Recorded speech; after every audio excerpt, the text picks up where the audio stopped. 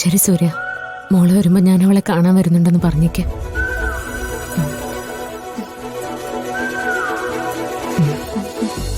ആരാ വിളിച്ചെന്നറിയോ ഏട്ടത്തി?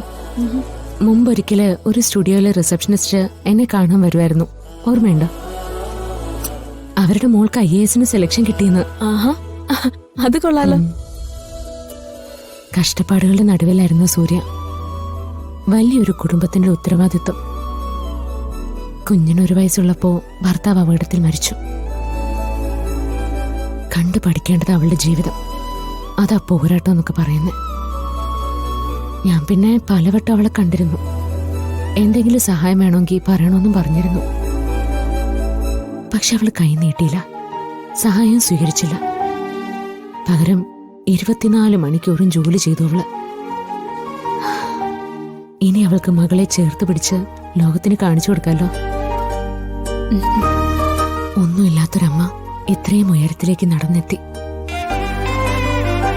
പക്ഷെ എല്ലാം ഉണ്ടായിട്ടും എനിക്ക് സ്വന്തം മോളെ ഒന്ന് ചേർത്ത് പിടിക്കാൻ പറ്റുന്നില്ല. മുഖത്ത് നോക്കി മോളെന്നൊന്ന് വിളിക്കാൻ പറ്റുന്നില്ല. ഇങ്ങനെ ജീവിച്ചു കൂട്ടുന്നതിൽ എന്തർത്ഥമുള്ളേ? കുറെ കാലം കഴിഞ്ഞ് ഞാനാണ് നിന്റെ അമ്മയെന്ന് പറയുന്നതിൽ എന്ത് പ്രത്യേകതയുള്ളത്? ശ്യാമ പറയുന്നത് എനിക്ക് മനസ്സിലാവുന്നുണ്ട്. ഒരു മുഖംമൂടി ഇട്ട് നടക്കുന്ന ശ്യാമയെ രാധിക വല്ലാതെ സ്നേഹിക്കുന്നുണ്ട്, ഫിദ മേഡം എന്നുള്ള നിലയ്ക്ക്. ആ മുഖംമൂടി മാത്രമാണ് നിങ്ങൾക്കിടയിലെ തടസ്സം. ആ ഫിദ അവൾക്ക് അമ്മ തന്നെയാ. വേണമെങ്കിൽ ഈ രഹസ്യം വെളിപ്പെടുത്താവുന്നതേയുള്ളൂ. ഞാനത് തീരുമാനിച്ചു ഏട്ടത്തി. ഇനി എനിക്ക് കാത്തിരിക്കാൻ വയ്യ. നിഷേധിക്കുവാണെങ്കിൽ അവള് നിഷേധിക്കട്ടെ. എനിക്ക് എന്റെ മോളോട് സത്യം പറഞ്ഞേ പറ്റൂ. ഞാനിന്ന് ലക്ഷണങ്ങളൊക്കെ നോക്കി. നല്ല ദിവസാ. പറയാല്ലേ ഏട്ടത്തി?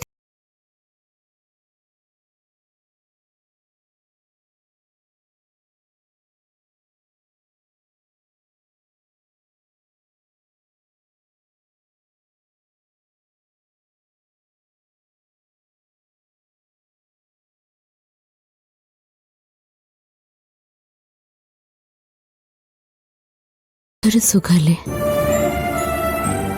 കൺമുമ്പിലുണ്ടല്ലോ, കേൾക്കാവുന്ന ദൂരത്തിലുണ്ടല്ലോ.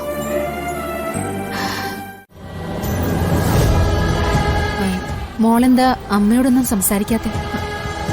ഞാനെന്ത് പറയാനാ? വ്രതം നോറ്റിട്ടാ അമ്മ മോളുടെ മുമ്പിൽ ഇങ്ങനെ നിൽക്കുന്നത്.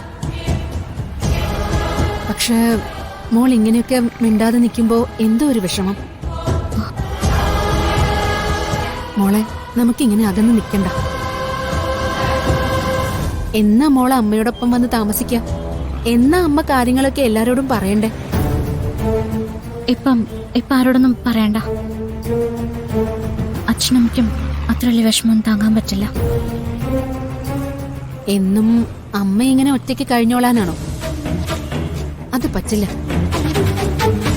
മോള് കാണുന്നത് പോലെയൊന്നും അല്ല അമ്മ. അസുഖങ്ങളുണ്ട് അമ്മയ്ക്ക്.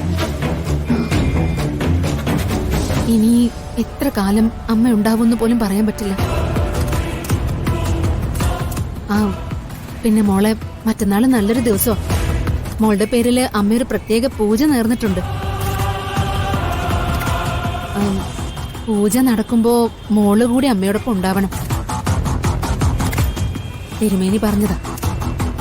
അയ്യോ അയ്യോ, എനിക്ക് വരാൻ പറ്റില്ല. അങ്ങനെ പറയാതെ കുട്ടി. പൂജയുടെ മുഹൂർത്തത്തിന് അവിടെ ഒന്നുണ്ടായാ മതി. അപ്പൊ പിന്നെ ഐശ്വര്യ മേഡത്തിന് കുറെ കാലത്തേക്ക് സമാധാനം ഇരിക്കാം. ഒറ്റയ്ക്ക് ഇങ്ങനെ കഴിച്ചു കൂട്ടുന്ന വിഷമം കണ്ടു പറഞ്ഞതാ. ഒന്ന് സമ്മതിക്കും മോളെ.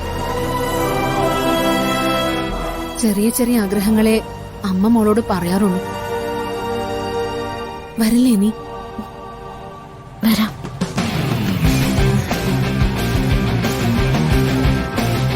എങ്കി സമയം കളയണ്ട. സ്കൂളിൽ ചിട്ടയോടെ പോകുന്ന കുട്ടിയല്ലേ, പൊയ്ക്കോളൂ. മോളെ, പൂജയുടെ കാര്യം മറക്കല്ലേ. ഇല്ല.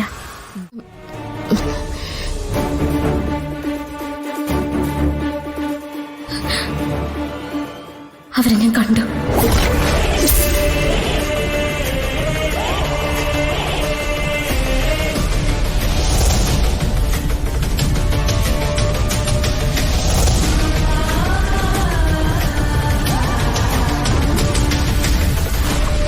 കുറച്ചുനാൾ മുൻപ് ഞാൻ കണ്ടു തുടങ്ങിയത്.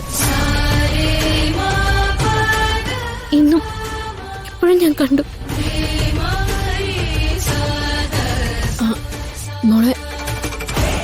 മോള് പറഞ്ഞു വരുന്നത്?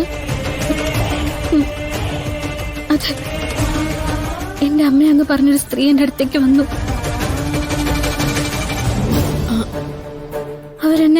എന്നെ നഷ്ടപ്പെട്ട കഥ അവരെന്നോട് പറഞ്ഞു. അവര് ഇത്രയും കാലം എന്നെ തേടി നടക്കുമായിരുന്നെന്നും പറഞ്ഞു. അവര് പറയുന്ന ചില കാര്യങ്ങളൊക്കെ ശരിയോ? മോള് പറയുന്നത് വേറൊരു സ്ത്രീ മോളുടെ അടുത്ത് വന്നു എന്നാണോ? അതെ അതെ മാഡം, അവര് സ്ഥിരമായിട്ട് എന്റെ പുറകെ തന്നെ ഉണ്ട്. അവർക്ക് എന്നെ വേണം, കൂടെ കൊണ്ടുപോയി നിർത്തണം എന്നൊക്കെയാ പറയുന്നത്. പക്ഷെ അമ്മയാണെന്നുള്ളൊരു തോന്നൽ എനിക്ക് വേണ്ടേ?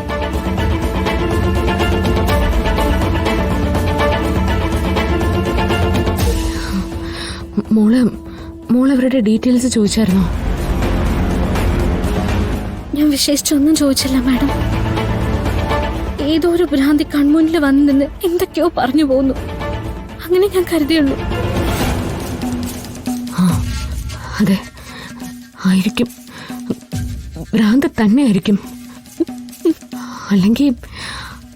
അല്ലെങ്കിൽ എങ്ങനെയാ ഇങ്ങനൊരു കാര്യം വന്ന് പറയാൻ പറ്റുന്നേ?